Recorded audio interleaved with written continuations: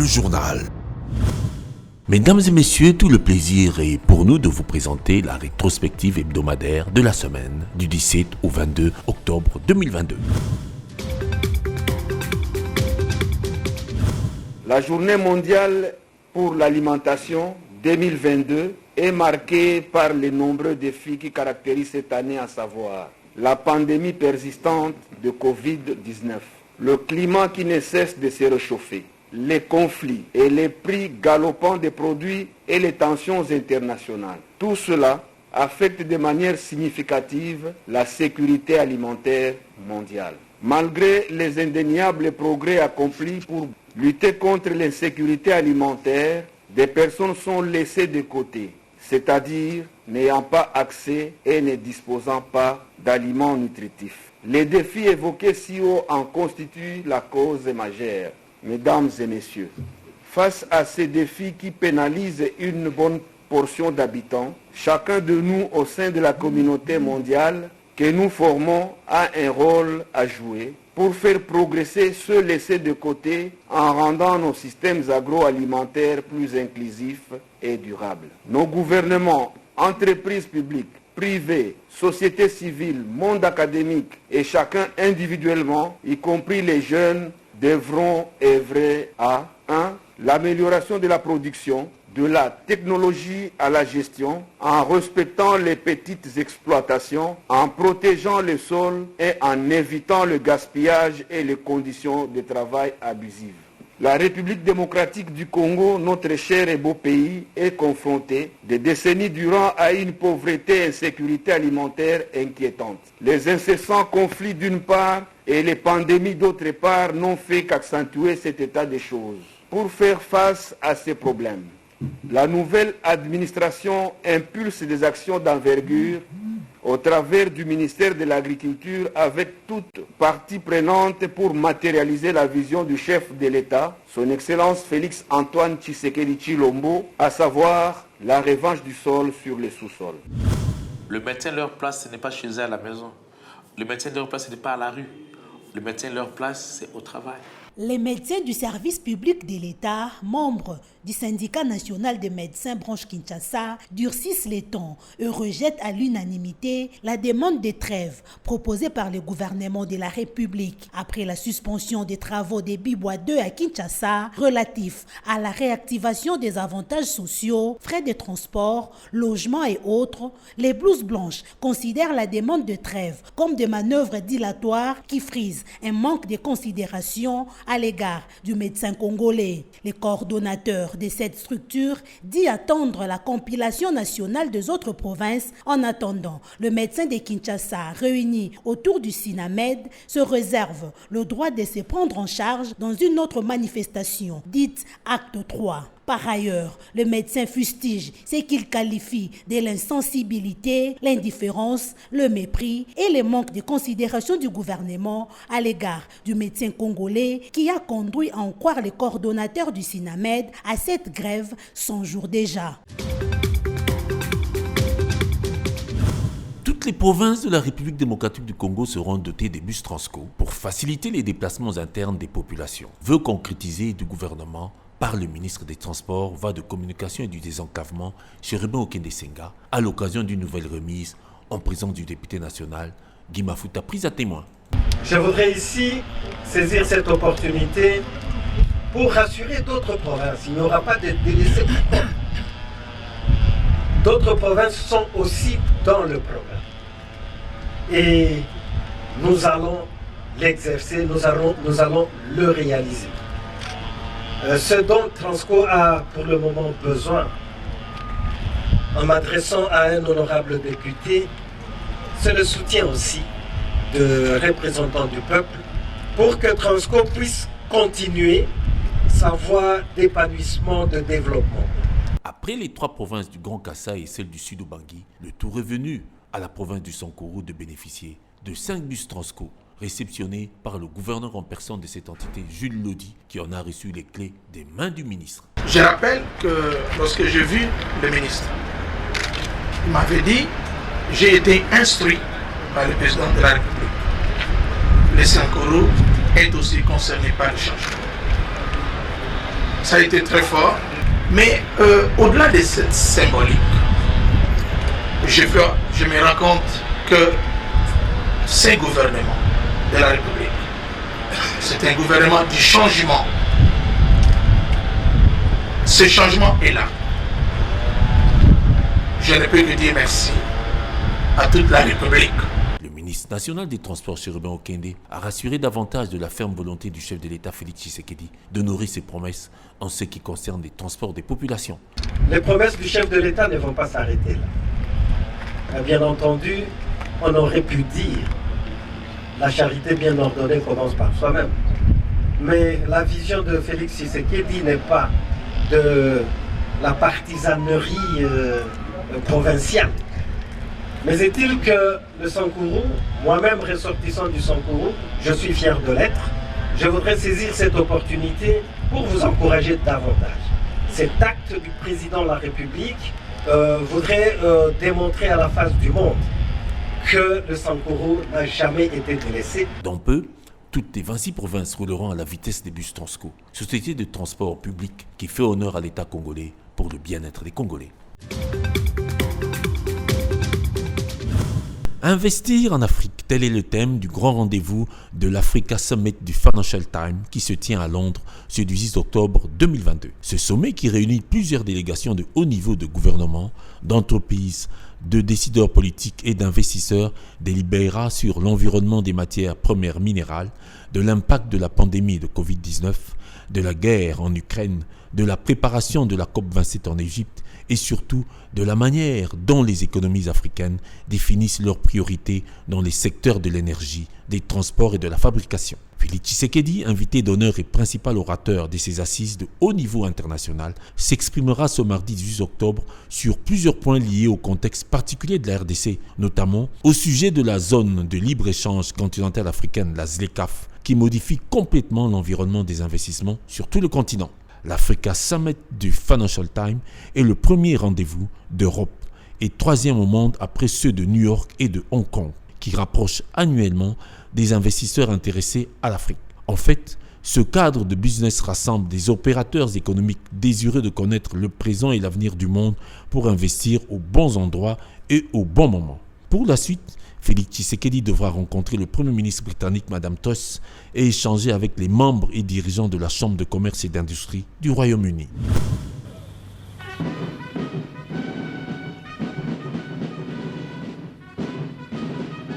Après la mise en place du commandement de l'armée congolaise, le chef de l'État, Félix Tshisekedi, vient d'effectuer une mise en place partielle dans l'armée de la République démocratique du Congo. Une série d'ordonnances de mise en place des généraux au sein de FARDC ont été lues à la télévision nationale. Il s'agit du colonel Chibangu, qui a été promu au rang de général de brigade, puis nommé commandant de 21e région militaire. Il remplace à ce poste le lieutenant-général Marcel Mbangu Machita, qui à son tour a été nommé commandant de la 3e zone de défense en remplacement de Philemon Yave qui croupit en prison depuis mi-septembre.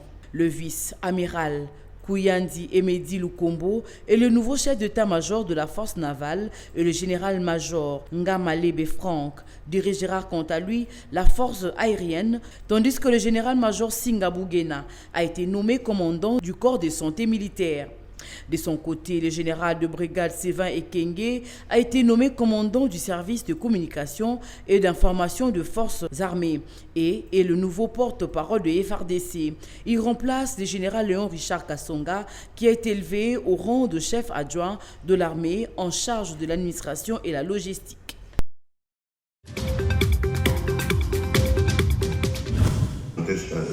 International qui en 1994 avait demandé à la République du Zaïre, à l'époque dirigée par le maréchal Mobutu, de recevoir le flot de réfugiés qui fouillaient le génocide rwandais.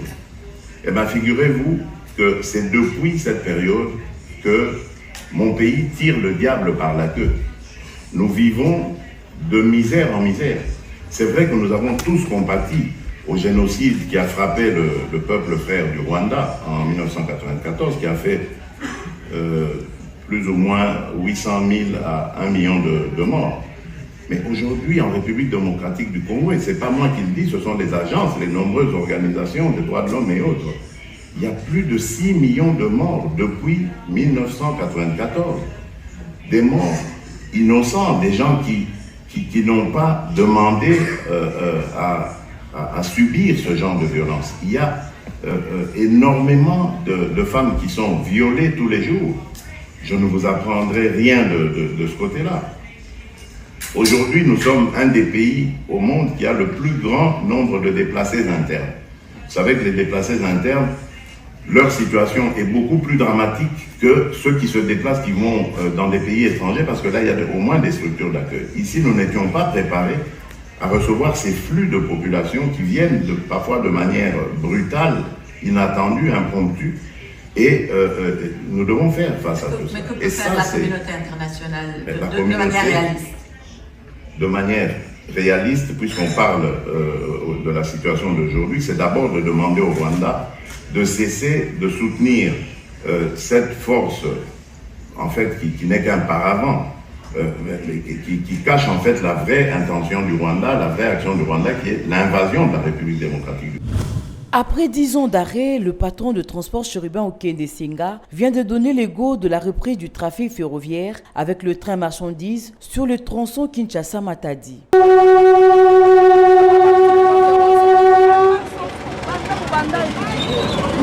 Chérubin Okende fait de la relance de la société commerciale de transport et de port SCTP ex-Onatra son cheval de bataille conformément aux instructions du chef de l'État Félix Tshisekedi Tshilombo. J'ai un message du chef de l'État Félix Tshisekedi Tshilombo qui dit que vous devez vous féliciter vous-même. Félicitations Lokumu et banda d'abord Nabino. Rappelez-vous Tango Passi et les Kaka. Rappelez-vous d'autant des mois des arriérés et vous avez revendiqué. J'étais venu pour prendre langue avec vous. La priorité était de relancer les activités de l'ONATRA. Cercle infernal, il y a pas grève. Ces trains de 13 wagons avec à son bord 13 tonnes de marchandises a quitté Kinshasa le mardi 18 octobre 2022 pour la ville portuaire de Matadi à la grande satisfaction des agents et cadres et aussi des dirigeants de l'ex-Onatra qui voient leur société renaître grâce au dynamisme et soutien du ministre du Transport, voie des communications et désenclavement. Et maintenant pour montrer que le ministère du Transport, c'est un ministère qui est multimodal. Maintenant, vous êtes là pour lancer le train sur le rail donc pour aller de Kinshasa vers Matadi. Nous sommes donc honorés par rapport à ça. Et nous voulons aussi profiter pour remercier son Excellence, M. le Président de la République, Félix Antoine Tshisekedi Tshilombo, pour sa vision que vous, même, Excellence, Monsieur le Ministre, vous ne cessez de mettre en œuvre, naturellement avec l'accompagnement de son Excellence, Monsieur le Premier ministre Sama Lukonde Kyenge. Signalons que toujours dans le même élan, la reprise de plusieurs autres bateaux et barges est annoncée à la SCTP. L'instabilité de prix sur le produit de première nécessité due à l'augmentation de prix au marché Selimbao n'a pas laissé indifférents les vendeurs et vendeuses de ces lieux de négoce au passage de nos reporters. Madame Maseka, vendeuse de poissons chinchard, évoque les conséquences de cette hausse de prix au quotidien. Notre plus grande difficulté, c'est la hausse de prix. Chaque jour, les chinchards coûtent cher et les prix varient. La marchandise ne s'écoule pas et nous ne savons que faire. Aujourd'hui, 80 000 francs, demain 84 000. Finalement, que les autorités revoient les choses dans ces secteurs.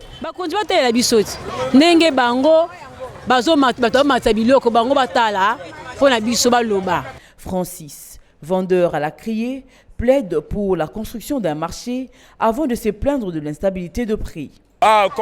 Nous ici au marché Selemba, nous sommes mal à l'aise. Les policiers nous tracassent tellement et nous demandons qu'on nous construise un autre marché pour vendre dans de bonnes conditions. L'argent ne circule pas non plus, que les autorités reviennent sur le taux d'échange du dollar américain. Nous ne nous retrouvons pas.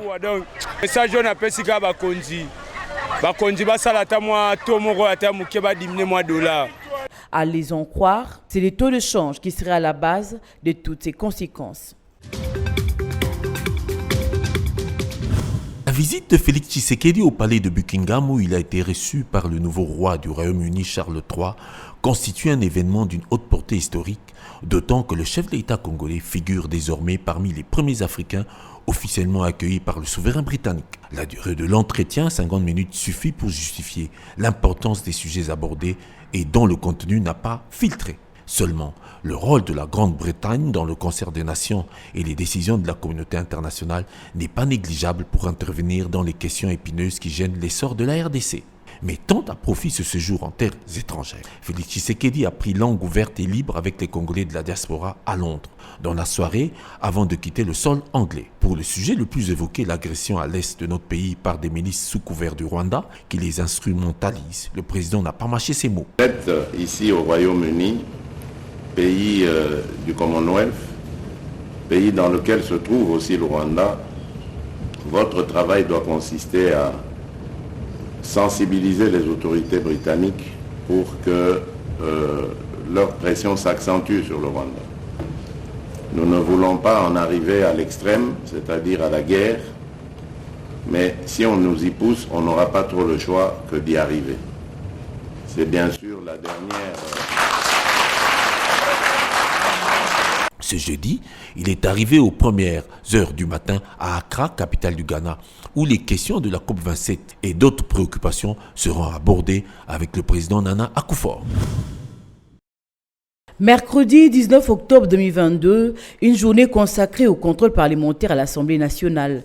Pour cette journée, un seul point à l'ordre du jour, à savoir l'examen et vote de la motion de défiance contre Chérubin Okende, ministre de Transport, Communication et des Désenclavements. Le président de la Chambre basse du Parlement a, dans son mot introductif, exhorté les députés au respect de la procédure telle que dictée dans la Constitution et les règlements intérieurs de leur Chambre. Prenant la parole en premier, le porte-parole des signataires a, dans un speech magistral, étalé les griefs qui seraient à la base de la motion sous examen, à savoir la non-exécution de recommandations de l'Assemblée nationale, l'incapacité du ministre de mettre en place le permis de conduire, la non-exécution de décisions délibérées en Conseil de ministres, telles que la suppression de ports illégaux. S'en est suivi des interventions de députés qui, dans leur majorité, ont dénoncé la précipitation avec laquelle les auteurs de la motion se sont permis de l'exécution de leur projet sans pouvoir utiliser d'autres voies prévues dans les règlements intérieurs de leur chambre. De solliciter la parole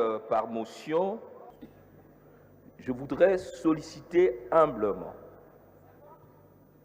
de cette auguste assemblée une procédure de sagesse. Je sais que beaucoup d'entre vous m'appellent doyen. Que nous puissions arrêter ces débats, que le bureau prenne cette question et que nous puissions nous préparer mieux pour aborder la première année de l'équipe de Warriors que nous avons mis ensemble et qu'ensemble nous puissions voir ce qu'il convient de faire. Voilà ma motion, honorable président, et que je convie humblement, honorable président, c'est de la responsabilité de la majorité. Et nous avons le devoir de conduire cette majorité dans la sérénité et dans la responsabilité. Je vous remercie. S'en est suivi le vote à main levée. La majorité des députés a voté pour le rejet. Madame Arlette Soudan-Mono, ministre de l'Environnement, Développement durable et du bassin du Congo et de la coordination technique du Congo-Brazzaville, s'est employée de rallier la RDC à la cause commune des pays membres du bassin du Congo afin d'exiger auprès des partenaires directs et indirects des gages et garanties nécessaires pour mieux accompagner toutes les conventions et mesures qui seront arrêtées lors des assises prochaines de la COP27 en Égypte. Et donc aujourd'hui, il fallait porter ce propos à ce très haut niveau et puis dans le nouveau narratif, nous demandons aux États riches simplement qu'ils se mettent à nos côtés pour lever ce verrou risque des banques multilatérales de développement afin de permettre au secteur privé, au travers même de ce qu'on appelle la responsabilité sociétale des entreprises, d'investir directement auprès des États qui ont déjà des projets identifiés, comme le Fonds bleu a déjà un certain nombre de dossiers issus des États et issus également des contributions déterminées nationales des États. porté sur la RDC, pays solution dans la lutte contre le changement climatique, est un atout majeur pour la biodiversité mondiale qu'il convient. Nous voulons aujourd'hui dire au reste du monde que nous ne quémandons pas. Nous disons simplement aux pays riches que nous voulons un partenariat qui soit un partenariat qui prenne en compte également notre besoin, tout comme le leur, d'aller vers une transition énergétique, d'aller vers simplement une transition écologique, puisque nous avons des populations à qui il nous faut donner ce qu'on appelle une économie circulaire. Et il nous faut avoir des énergies propres également. Et cela a un coût. On ne peut pas se développer sans énergie. D'exercer dans les pourparlers et discussions avec les partenaires. Le Premier ministre de la RDC, Jean-Michel Sama Lukonde, et l'émissaire du Congo-Brazzaville se sont en fait concertés sur les plaidoyers et décisions respectifs afin qu'ils convergent face aux États riches invités à se mettre aux côtés des pauvres pour lever des verrous et pesanteurs dans l'exécution des projets inclusifs. «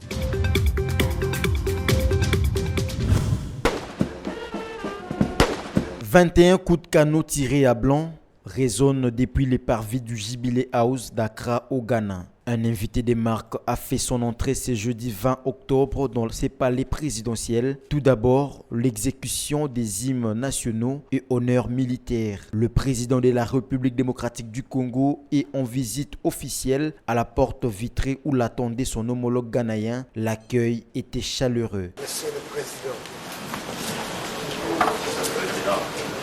Nous sommes fait plaisir de vous voir ici à Accra.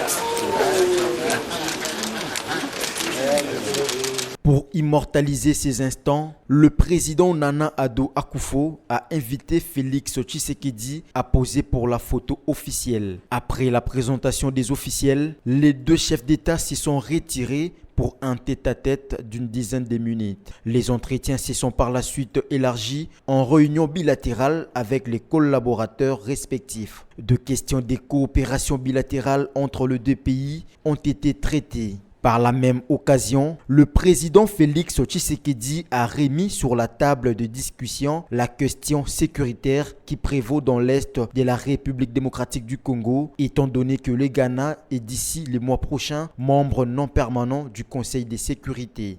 Il s'est agi essentiellement de développer la situation de l'est du pays, la situation sécuritaire de l'est de notre pays, parce que le Ghana est prochainement, au mois de novembre, membre non permanent du Conseil de sécurité. À ce titre-là, il y aura une réunion le 10 novembre à New York, réunion de haut niveau. Et le président ghanéen a marqué tout son soutien au processus de pacification de l'Est. Il a mis à l'ordre du jour de cette réunion de New York la situation sécuritaire à l'est du pays. Avant de prendre congé de son homologue, le chef de l'État congolais a été convié d'apposer sa signature dans les livres d'or de ses palais. Les deux dirigeants se sont convenus de se rencontrer en novembre prochain en Égypte lors de la COP 27.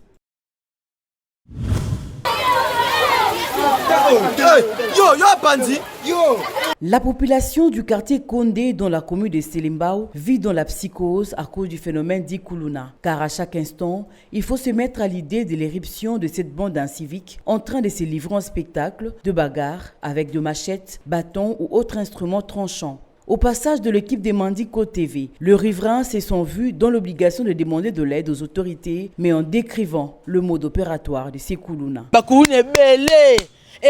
De nombreux Kuluna se battent de jour comme de nuit, bâtons, machettes et de pierres. Ils sabotent tout à leur passage, même les enfants. C'est les sauve qui peut, surtout sous la pluie. Les policiers viennent toujours en retard et n'arrêtent que les innocents. Ils se disputent la contrée. Ils sont en deux camps. Quant à moi, que les autorités s'élèvent pour combattre et qu'ils nous viennent en aide. Pour les personnes d'un certain âge, c'est un problème d'éducation. Ça ne va pas avec les Kuluna. Nous n'avions pas grandi ainsi. C'est un problème d'éducation que l'État s'impose. Il faut noter que nos reporters ont quitté le lieu dans la précipitation, car non seulement parce que la pluie s'annonçait, mais surtout parce que le Kuluna en profite pour s'aimer la pagaille.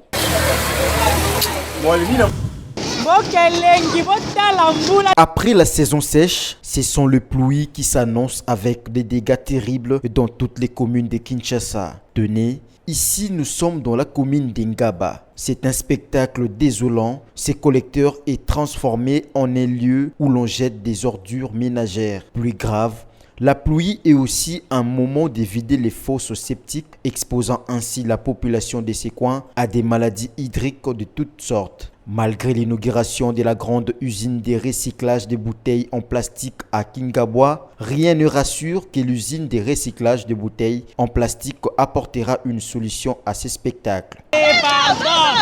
Pardon, panique à Wanangaba.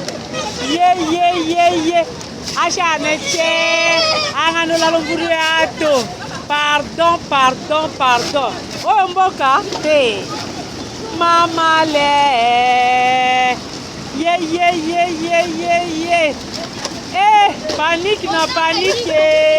La question que tout observateur averti se pose reste à savoir ce qui pourra arriver d'ici décembre, quand l'on sait que des grandes précipitations sont encore signalées par les services météorologiques de la RDC sur la capitale Kinshasa.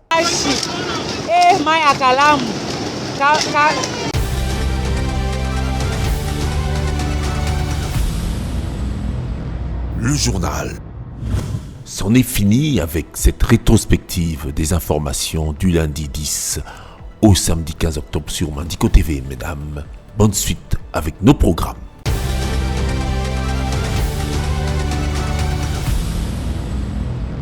Le journal.